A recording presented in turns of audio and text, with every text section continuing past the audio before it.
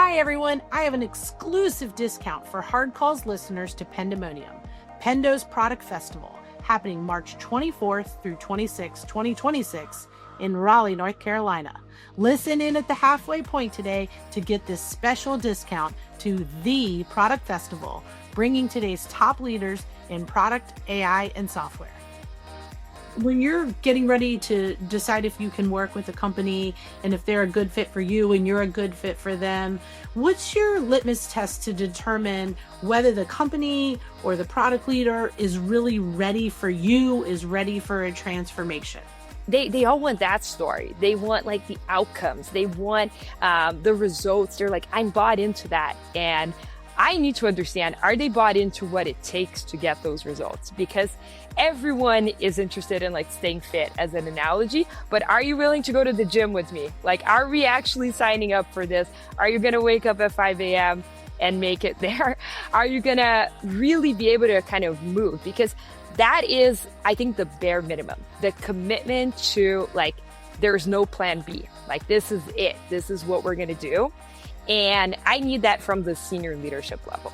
If you build software or lead people who do, then you're in the right place. This is Hard Calls. Real decisions, real leaders, real outcomes. Hi, everyone. I am Trisha Price, and welcome back to Hard Calls. The best musicians, athletes, and even writers all have coaches to help them get out of their own way and reach that next level of excellence. Product leadership should be no different. And on today's episode of Hard Calls, I welcome Gabi Bufrem, a former global product leader who is now a renowned product leadership coach. Gabi has partnered with founders, leaders, and global companies to push the boundaries of what they think is possible and help them build products and teams that people love and drive real business outcomes. I personally am continually impressed by Gabi. Whether Gabi is surfing or coaching, she is cool and calm in her approach to conquering big things and making hard calls. In today's episode, we're talking about the cultural impact of driving digital transformation and what product leaders can do to facilitate transformation. Welcome to the show, Gabi. Aw, thank you so much, Trisha. That was an incredible intro. I'm so happy to be here and to get to talk to you for a bit. Yeah, this is going to be great. I'm really looking forward to it. Gabi, before we jump into the meat of the discussion today, can you share a little bit about yourself to our listeners, about your career path and how you became a coach? Yeah, absolutely. So I fell in love with product in college, actually, which is not super common, but I was interning for Google. Before that, I was like the joke in my friend group. I only did volunteer work. Everyone was like, will you ever get a real job? And I was like, I hope so. I worked for Google. I had an incredible manager. I was on the marketing team, actually. And she was like, you're a born product person. And I was like, what is that? She's like, go spend some time with them and then tell me what you think. And I was like, I can't believe I can get paid for this. This is like so fun. And that was my beginning of enchantment with product. I went back to college. I actually took 4 computer science classes my senior year, got told I was absolutely crazy. And since then, I built products across 9 different industries and 3 different continents. So I lived in Europe, in Asia, and also in North America. And it's been an incredible journey. I really became a generalist. And with that came the belief that product is a craft and something that if you work really hard at and if you really devote time, you can learn. And once you learn, you can apply it everywhere. So that was kind of my love for product and how it all started. I also became a manager really early. I was, I think, 24. I was like excited, but also terrified, I think is the right emotion. And I wanted to be good. I was like, if I'm going to do this, I want this to be great, not only for me, for the company, but also for the people that I'm managing. So I took a coaching course way back when. And after leaving that, I was like, whoa, one day I want to do this. This is so impactful. And I think looking back, all the stars aligned. I met all the right people. I met Marty Kagan early in my career, and he became a mentor and a really good friend. I ended up meeting all of his partners along the way. I met some other coaches that I really admired. And when I left my last startup, I was honestly like not falling in love with any other product. And everyone kept telling me like, yeah, that's because you told us you want to be a coach one day. Like maybe that day is now. And that was the beginning of my transition. I actually posted on Twitter. I think I was kind of bored because I was like looking for my next thing. And how I posted on Twitter and I got a DM from this girl and she's like, I've been waiting for you to do this. Like, can I hire you? And I was like, that's cool sales. Like that would be awesome. And that was the beginning. That's an amazing story. I love your story about getting into product in college. I feel like for most of us, we came out of college in computer science, but fell in love with the business problem versus the implementation. Or you Yeah. have people who, went through college, went into some sort of a marketing role or some sort of a Yeah. business analyst role. But it's fascinating that you got involved in product in college, which then makes sense of how you ended up in a manager role younger in your career. One, because you're a go-getter and you're smart and great with people, but equally interesting in that, you started right away as an intern in product, which I think Yeah. is not as frequent for most people. Yes, exactly. And I actually very privileged. I think like once you find kind of like your thing, it just doesn't feel like work. It feels really, really fun. And honestly, I think I thought I had that when I was in product. And then now that I'm a coach, I'm like, whoa, now I really have it. This is like really, really fun and really what I believe I'm meant to do. Well, it's so special because now your reach is not just your product team or the product you're building and your users or your market, but it's essentially the whole world and anyone who gets to engage with you and your coaching. And that's a great thing for the craft, as you said, of product and for you. Aw, thank you. Yeah, it feels amazing. Plus, it's really fun, and I get to work with really smart, awesome people that all want to be better. To your point about like sports, like being a very coach-driven culture, and like the best athletes in the world, like they have many coaches. They don't have only one. So I love that now there's this transition to that being the case in business too. Me too. I love that. Well, this show is Hard Calls. And the premise for the Mm, show is as a product leader, we are constantly faced with hard calls. And then we like to drive into like, well, what helps you make those hard calls? Is it data? Is it process? Is it people? But before we jump into that, I'd love mm, for you to share with us, looking back over your career, what's a yeah. hard call that you've had to make? What made it challenging? And, how did you make the decision? Yeah, absolutely. It's a great question. I love that you start with it because it is very on theme with the show. And I'll say I told the show version of the story already, which was kind of like my path to coaching. But honestly, I vividly remember being having left my last startup. People were like, "You're crazy. The market is not good. You have a great role at a great company. They're doing super well." And I was like, "Yeah, but I need something different. Like I know that it's time." And I remember talking to many CEOs at that time, and they're all really great. Like a lot of them, I was like, whoa, this is like great business. I can see the returns. I would work for this person, all of that. But still, I like wasn't falling in love. And it was one conversation I had with Marty because any big decisions, I think like I looked for my mentors and I told him, I was like, yeah, I'm just like not falling in love. And he told me, yeah, because you want to be a coach. Like you've told me this. And like, I think I gave him 20 reasons, Trisha, why I wasn't going to do it or why I wasn't ready. I was like, Yeah. maybe it's this, maybe it's that, maybe it's this other thing. And I think he like crushed them all in like the bare like 10 minutes that he was just like, no, because of this, no, because of that. And then he's like, anything else? I was like, no.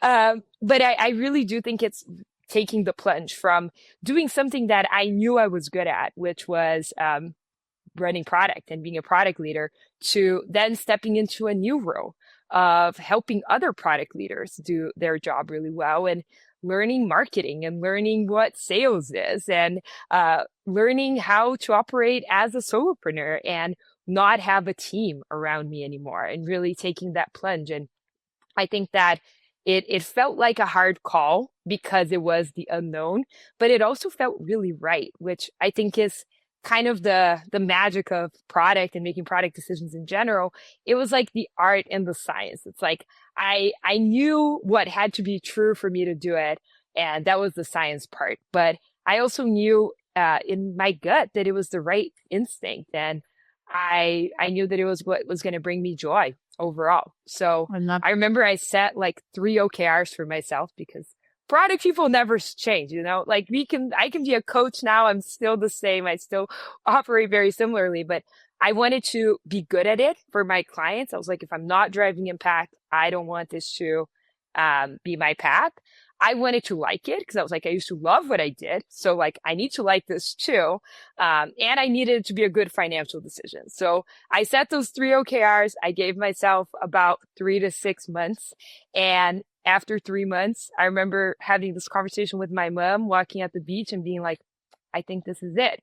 And she's like, I've known it all along. That's So amazing. I love that you treat your business of coaching like a product, right? yeah, With clear, measurable outcomes that you're trying to drive, a product mindset of experimentation and testing yes. before you commit and go all in. Yeah. So that's really great. I love that. Yeah, absolutely. And then I think I had the final hard call was like I had the opportunity of working with one of my best friends who was running design for that company at the time. And they were just like, yeah, you've won it, it's yours. And that's when I said no to that, I was like, okay, now I know I'm all in on this one. Yeah. When you give up one of the best product opportunities, you know you're in the right spot. Yeah. So, you get to see all kinds of different companies and help them transform. And, Yeah. every company must transform to stay relevant in some capacity. Yeah. And when you're getting ready to decide if you can work with a company and if they're a good fit for you and you're a good fit for them, what's your litmus test to determine whether the company or the product leader is really ready for you, is ready for a transformation? Yeah, great question. I think everyone is excited about the results, right? You tell the story. Like one that I really love is I worked with Anwar, who is an incredible now chief product and technology leader. Before he was head of IT or VP of IT, that was long past. But like they all want that story. They want like the outcomes. They want the results. They're like, I'm bought into that, and I need to understand, are they bought into what it takes to get those results? Because everyone is interested in like staying fit as an analogy, but are you willing to go to the gym with me? Like, are we actually signing up for this? Are you going to wake up at 5 a.m. and make it there? Are you going to really be able to kind of move? Because that is, I think, the bare minimum, the commitment to like, there's no plan B. Like, this is it. This is what we're going to do. And I need that from the senior leadership level. So if I get someone who's a director of product who really wants to do this, I'm like, excellent. Let's talk to your manager. Let's get that buy-in, because if we only work with you and your team, there will be a very clear glass ceiling that we hit, and you're going to ultimately get frustrated because it's not going to be a transformation across the board. So that is really the beginning. It's like, do they really want it? And are they willing to put in the work to do it? Because if the answer to any of those is no, I don't think I'm the right fit. And I honestly don't know that they're ready yet to be going on this journey. And then in terms of like me, and I tell people like, coaches are awesome. Like I have a lot of friends who are product leadership coaches and product discovery coaches, and we're all, I mean, I love them. They're amazing. And I joke that we're all dessert, in a way. We're just different type of dessert. So I tell people like it should feel as close to magic as possible. Like it should feel like you can talk to me about anything. It should Yeah. feel easy for you to open up, and there's like a vibe, there's a chemistry that is going to make this go so much faster if we're able to achieve it. So I tell people like, you will know it. You will feel it if I'm the right person for you. And if that's the case, I will feel it too. And then we're going to embark on this epic journey together. I mean, that's a little like hiring, right? I mean, obviously there's skills and personality, traits that fit better for certain types of company and Yeah. experiences. Like if you're in growth phase or you're private equity or you're getting ready to do lots of acquisitions, there's different experience that matter, but that vibe together and like, are we going to have fun and go climb this mountain together every Yes. day? Yes. Has to be there. So I love that that's no different when you're looking to work with a coach as well. Yeah, absolutely. And I think it's exactly that. It's like that is the piece that is super special.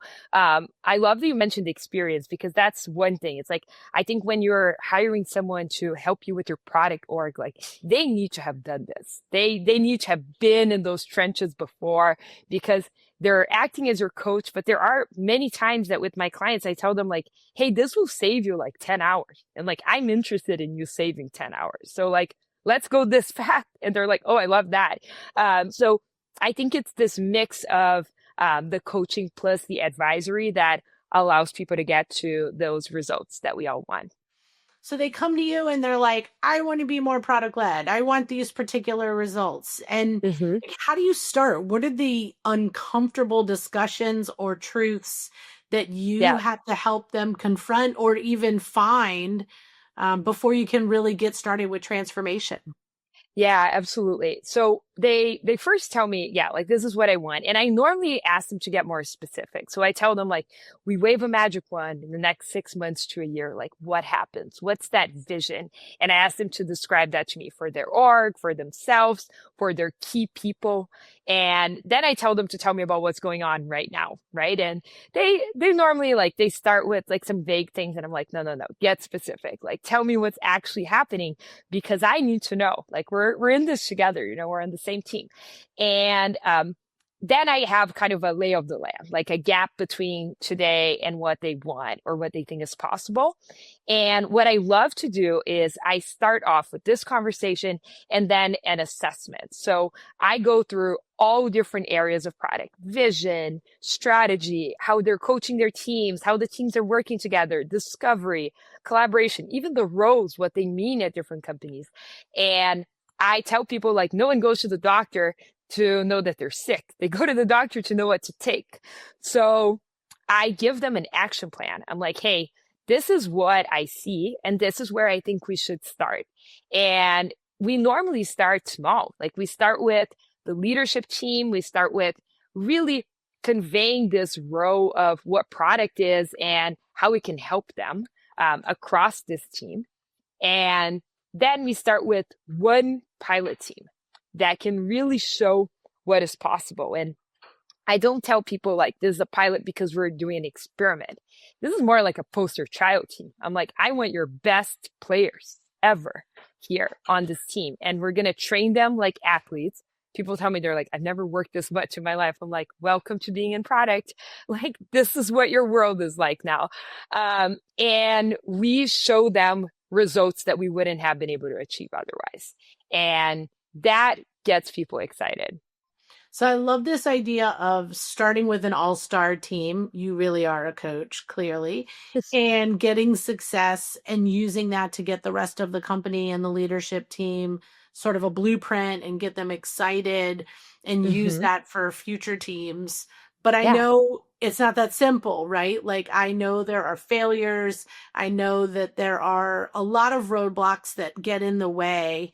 Like what are your principles about failure that you share with your clients when things don't go well, when even though they pick the best team and the athletes, Yeah. something stumbles? Yeah, good question. I would say too, like it's not only the pilot team. So like when I'm coaching and I coach the pilot team myself Okay. because actually like they can't really fail. Like if they fail, this transformation is doomed, in my Yeah. opinion. Like there is no But that's path. And not where you see most of the failure because they're all no, stars, they're committed, you're hands on with them. yeah, So typically they're that's on going to like the be a boot camp. success. Yeah. The Yeah, failure comes exactly. next. Yeah, yeah. It comes like way more, I think, at the more leadership level, at the stakeholder engagement. And that is when I work really closely with the product leaders and the team. And a lot of the times, if it's a big transformation, like I'll fly to their office and I'll spend a week with these people because it's not only about the technology department being bought into this, it's about other people being bought into this too. Because I tell people like we can't really play alone. Like product is a team sport and it's a team within like product design engineering. It's also a team with the marketing team and the Yeah. sales team and Sales the team and the ops team. CEO. CEO, everyone needs to be bought in. And there's them saying that they're bought in, and then there's like them actually getting bought in. So I think that it's really about having this constant communication, constant conversation. And what I tell my clients is like, there are a lot of times where we're going to take 2 steps forward, feel really awesome, and then take 1 step back and then be like, oh my God, I can't believe we're back here. But we are already further along than we were before. So the way I like to describe transformation is kind of like if you've taken like a dirt road to a beautiful beach. Like I love like a remote experience, right? So I'm like, great, but the road is bumpy. It's normally not paved, rarely is. There's like holes everywhere. It's hard. You don't have the right car to be on it. And then eventually you get to a waterfall. And then you get to maybe a coconut water. And then you get to another waterfall. And then finally you make it to the beach. So it's really about like embracing that this is a journey and that failure is a part of it. I don't think you should strive for it at all. But understanding that the way I like to frame it is like, if you're failing and not learning anything, then you're really failing. If you're failing, but you've learned and you can iterate and you can do better, then that was a failure maybe worth having. Yeah. And as you work with these leadership teams who are changing how they think and changing how they operate, what's the biggest hurdle for them to get over in moving to a true product mindset and a product approach? Yeah, I think that there's a few, but I'll talk about a couple of them. The first one that I think is trust, right? They need to be willing to trust their teams, and their teams need to have the trust of the organization.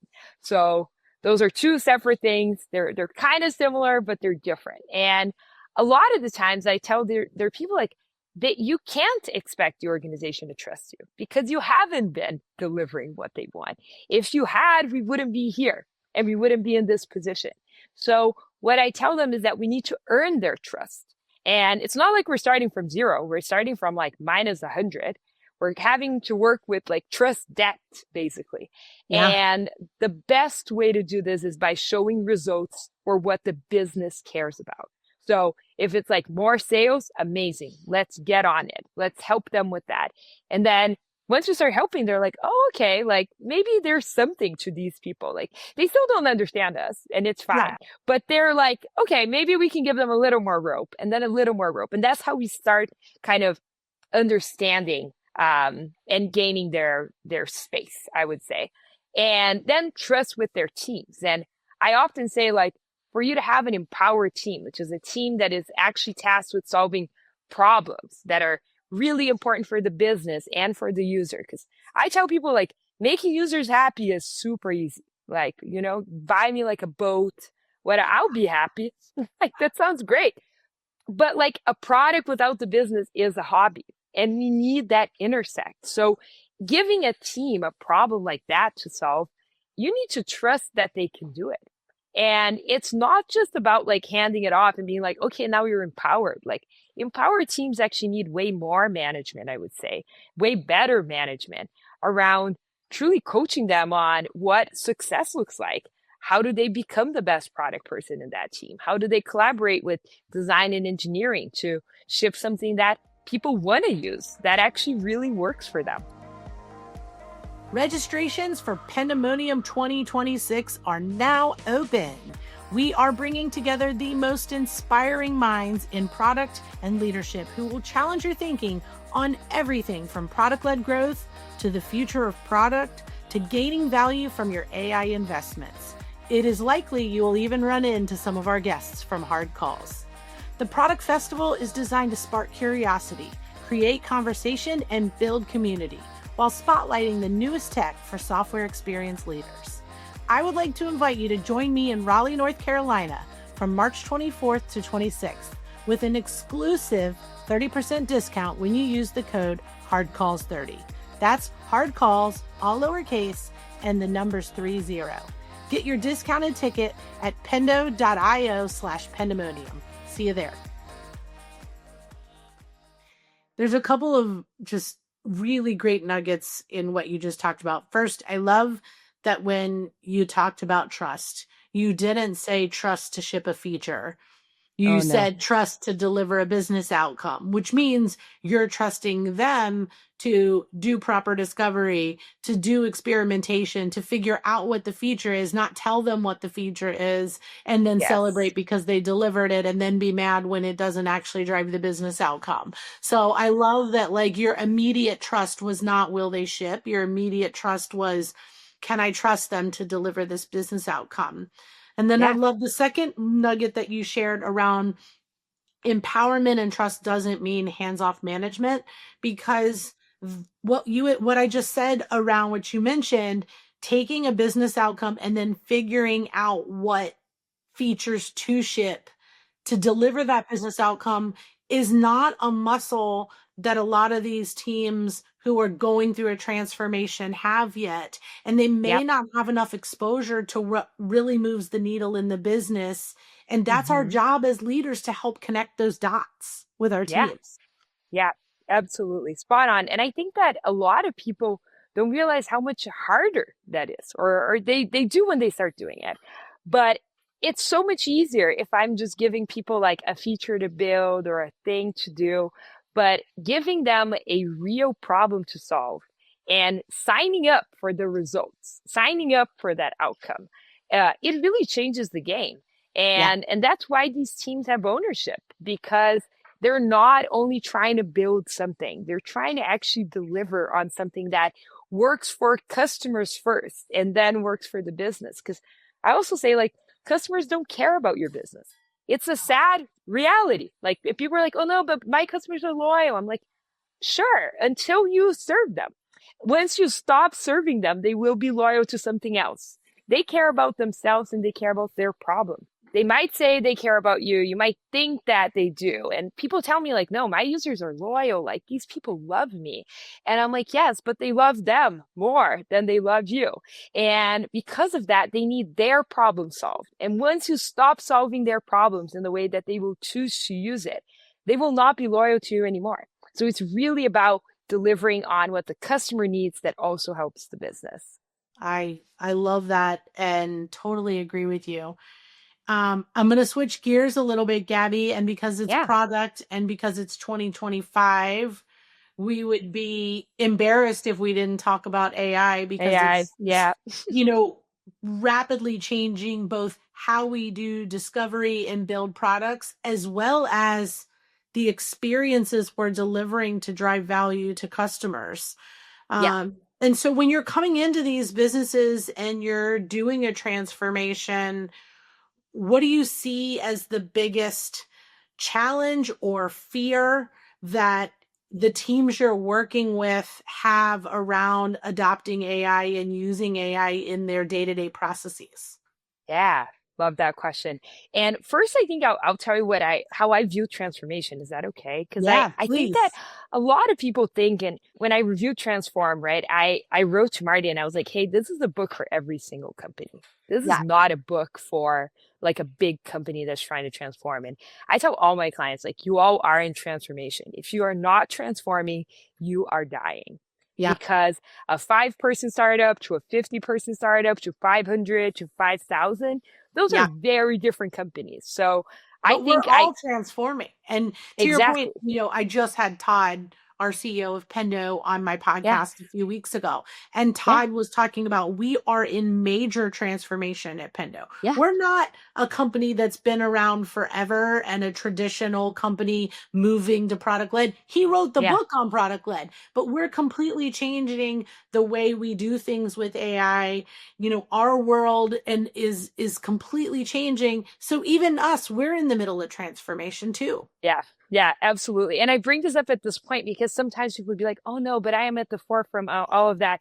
And what I love is, like, actually AI has given me a lot of legs to stand on with my argument, because I'm like, well, actually, like, so much has happened since you went to sleep yesterday. Like, everything is changing so fast that you can't tell me that you don't need to transform all the time. I mean, like, Blockbuster is an amazing tale as old as time, but now we're seeing a lot more. And I'll kind of like break up the question in two different pieces. I think that one is kind of like, how do you use AI, or how should companies be using AI and thinking about it when they are deciding what to build in product and how to solve for things. And then the other one is leveraging AI as a way to become a better product team. So on the first one, a lot of companies hire me and then they're like, Gabi, we need an AI strategy. And I am like, no, you don't. Please don't have an AI strategy. And they normally do already, right? When they tell me they need one, they've written one and they're like, want me to see it. And the truth is just like add AI is not enough.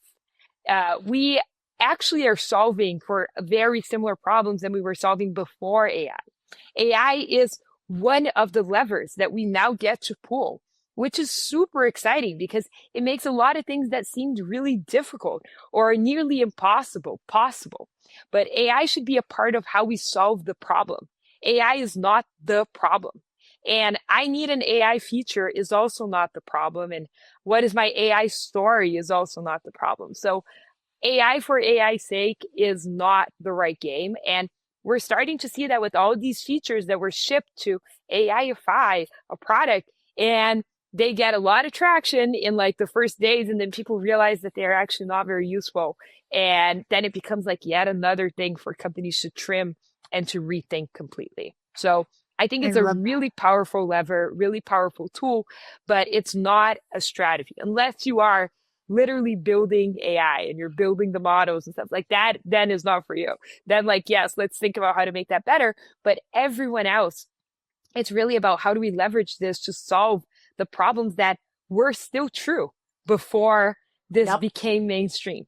What's the company strategy? What's the product strategy? What are the business outcomes we're trying to drive? And yes, Yeah, I agree with you. AI can solve things in a way that maybe we couldn't before, yeah, in a more interesting way or in a more valuable way, or might decrease time to value for customers to adopt it.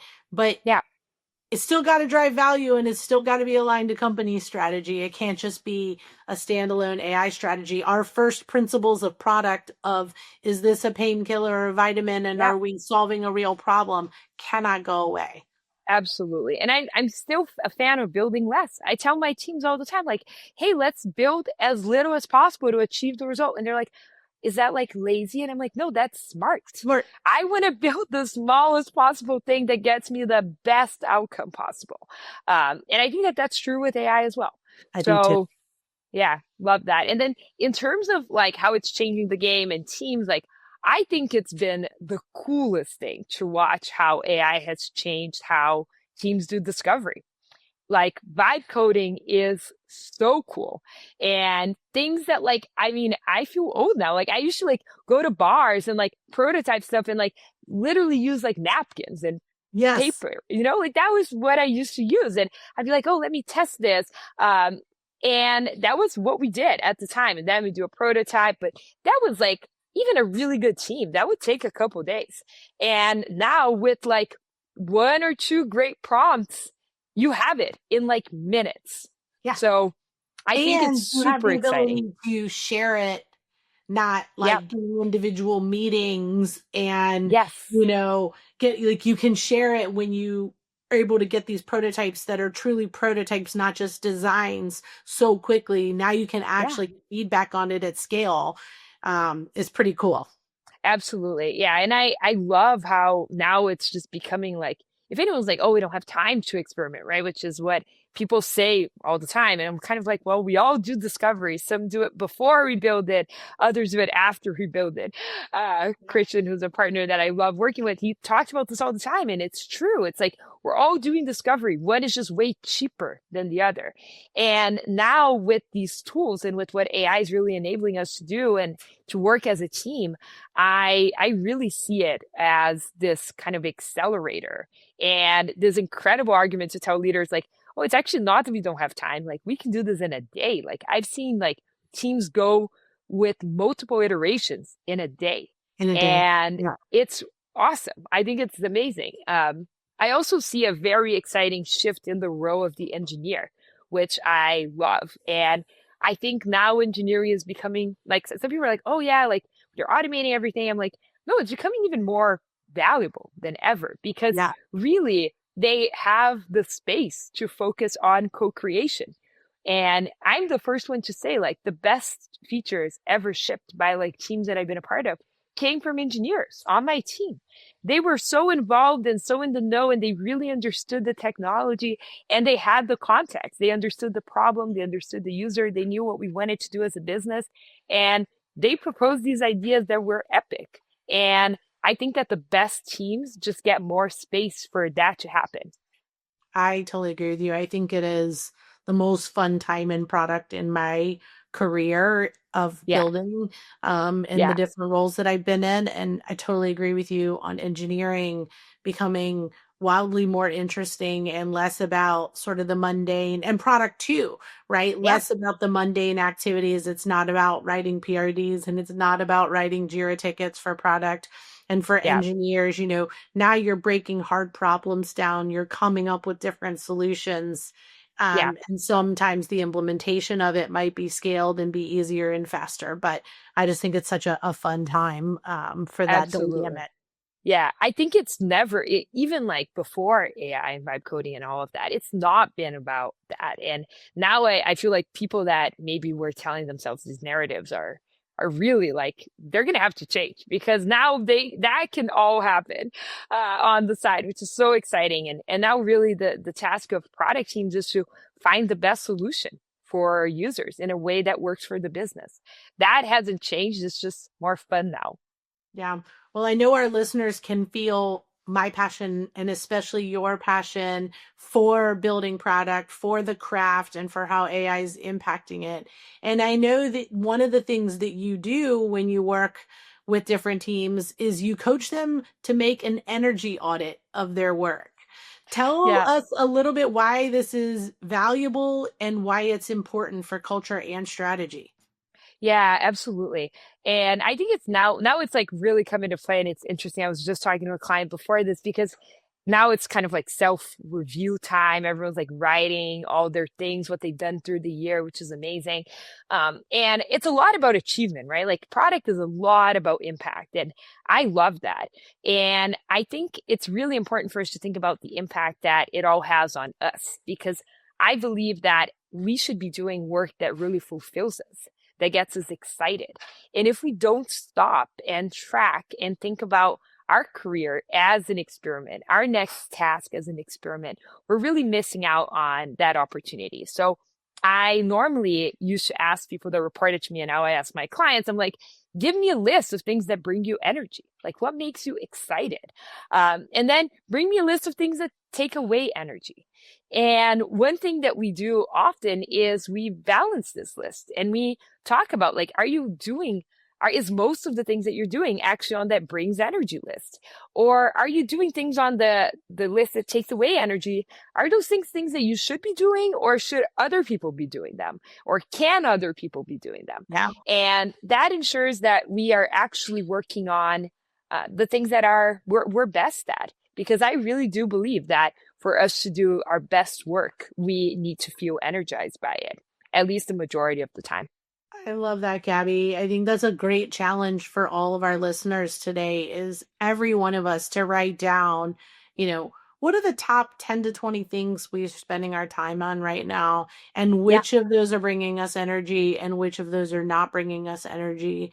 And Yeah. are there ways as good product managers to think, stop, start, continue for Yeah. each one of those things? Because you're right, like, if we are bringing the energy and passion to work every day, we are going to build beautiful product that Yeah. drives business outcomes.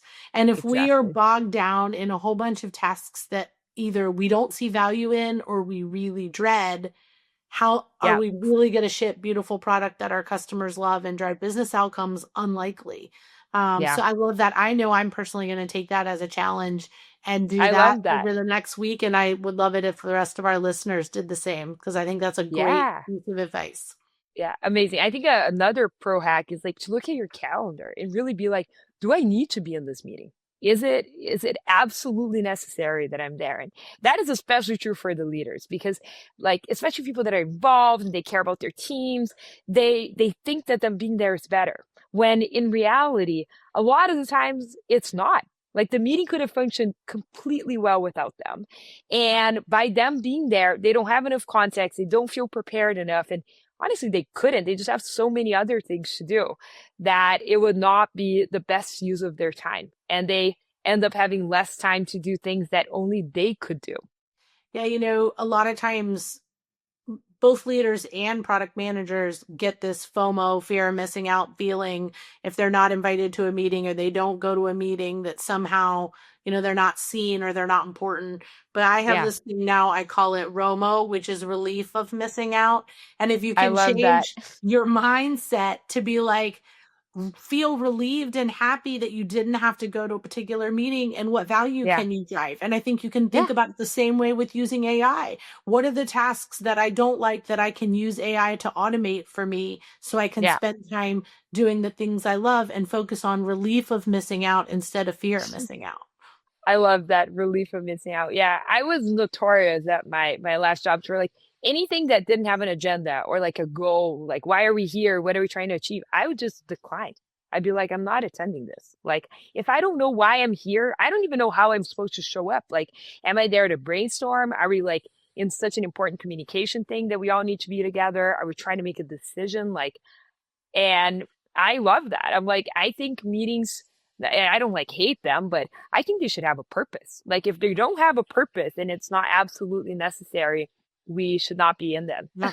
Yeah. If the meeting doesn't have a purpose, it shouldn't happen. And if I don't have a role in the meeting, I don't I need to should be not there. go. Yeah. Exactly. Well, as we finish up today's podcast, it is called Hard Calls. And the reason I started this concept of hard calls is because I feel like as a product leader, you're kind of always getting squeezed, right? Like sales thinks they know what you should build. If you just do this one feature, I can, Yeah.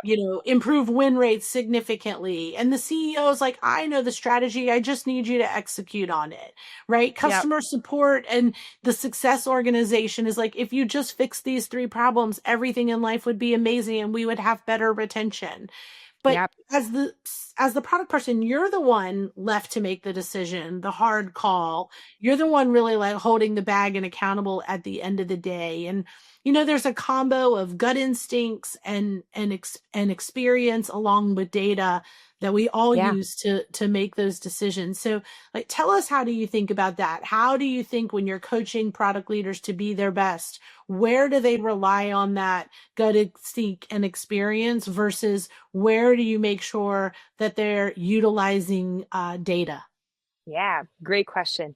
I think that a common thing that kind of became clear as you were framing the question is like just all the noise, right? There's so much noise. There's noise from the board, there's noise from our stakeholders, there's noise from customers.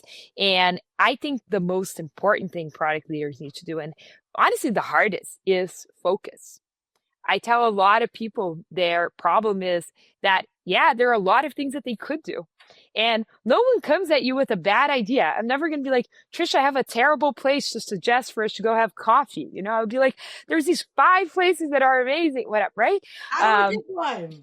Yeah, how do we pick one? And I think a lot of the time people are trying to like discern between like a banana and an apple and like a chocolate cake. And that is really hard if you don't know exactly what you want to do. So I'd say like first and foremost, it's about focus. And it is the hardest thing a product leader needs to do. Like the vision is fun and exciting and amazing. And working with your people is so cool and great, and seeing them thrive and become these like epic product people. Like I love all of that. That's amazing. But the hard call, I think, is truly on deciding what problem to solve right now and knowing No. that you can't solve everything.